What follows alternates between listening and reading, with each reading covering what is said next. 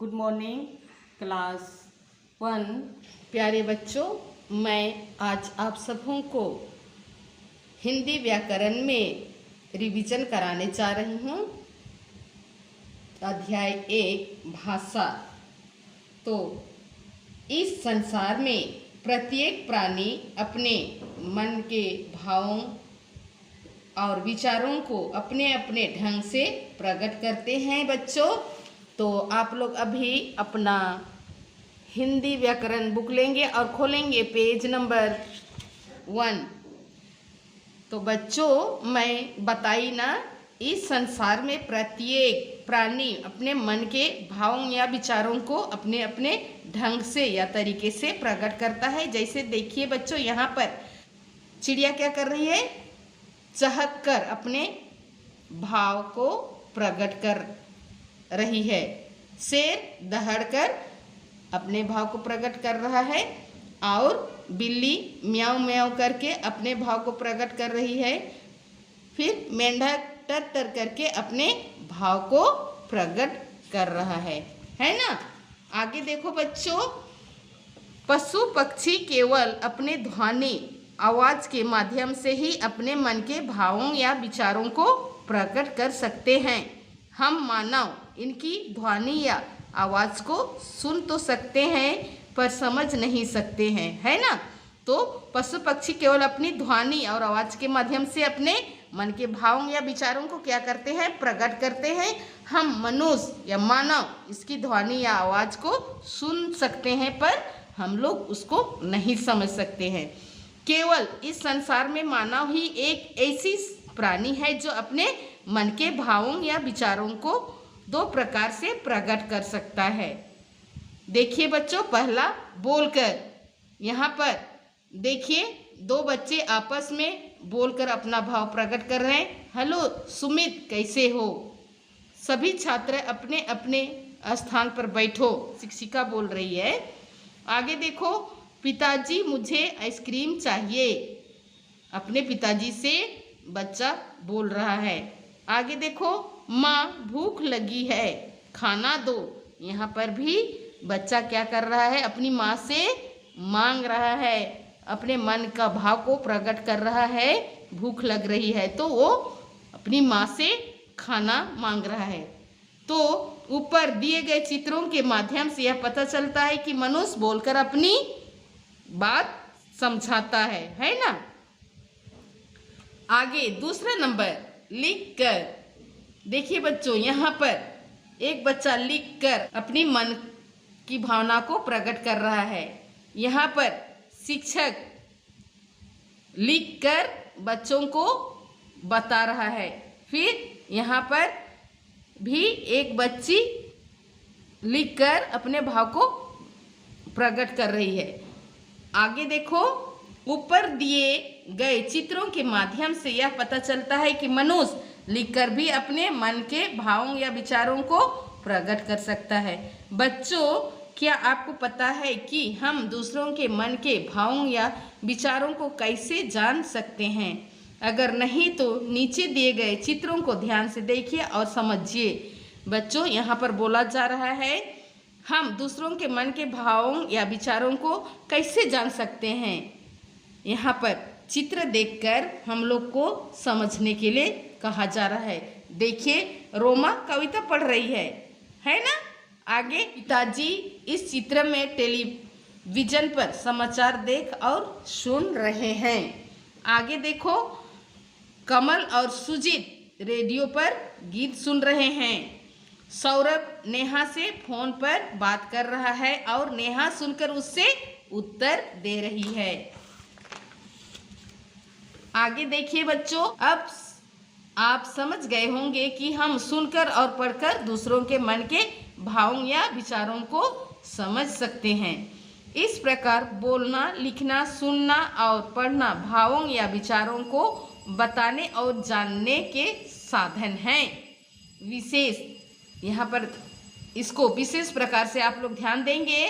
लिखना, पढ़ना, बोलना और सुनना भाषा के 4 अंग हैं। भाषा के कितने अंग हैं कहेंगे तो क्या बताएंगे बच्चों? भाषा के 4 अंग हैं। लिखना, पढ़ना, बोलना और सुनना। ठीक है, आगे भाषा के रूप, काइंड्स ऑफ लैंग्वेज। भाषा के दो रूप हैं, पहला है मौखिक भाषा, दूसरा है लिखित भाषा। भाषा के कितने रूप हैं कहेंगे तो आप लोग क्या जवाब देंगे?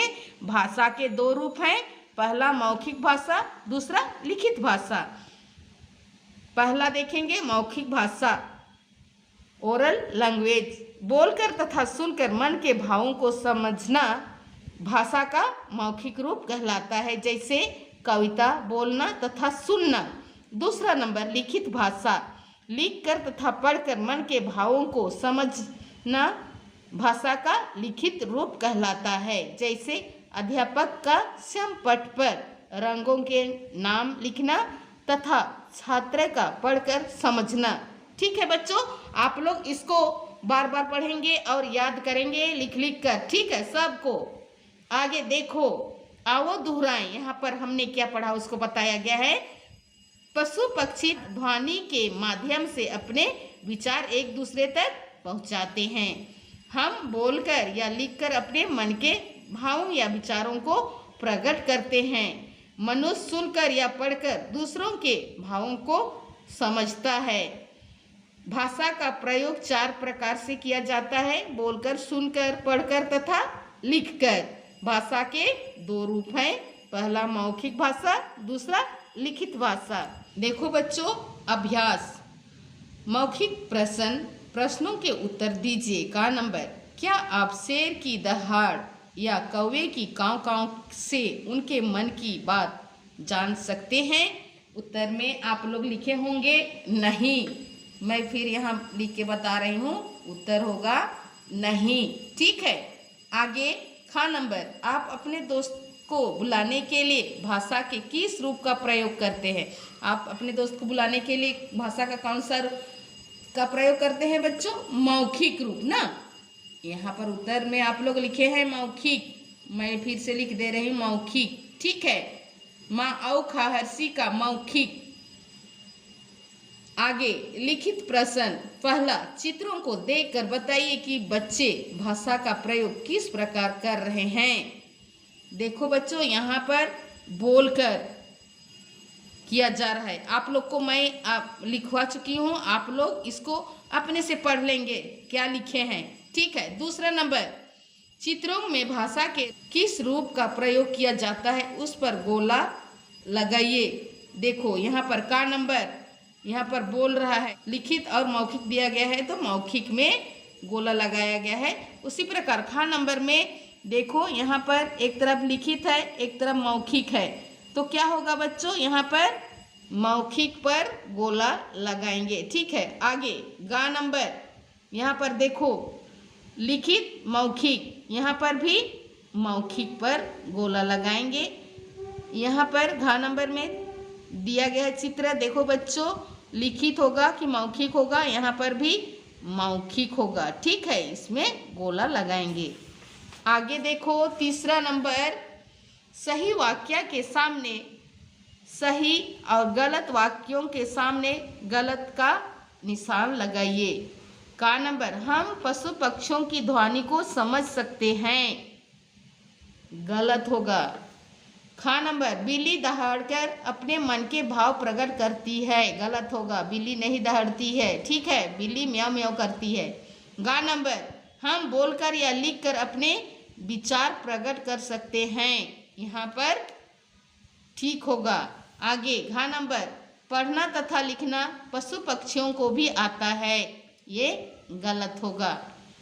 आगे रचनात्मक कार्य, नीचे दिए पक्षियों का उनकी बोलियों ध्वनि से उचित मिलान कीजिए। यहाँ पर देखो बच्चों, यहाँ पर दिया गया है बतख, बतख की ध्वनि क्या है?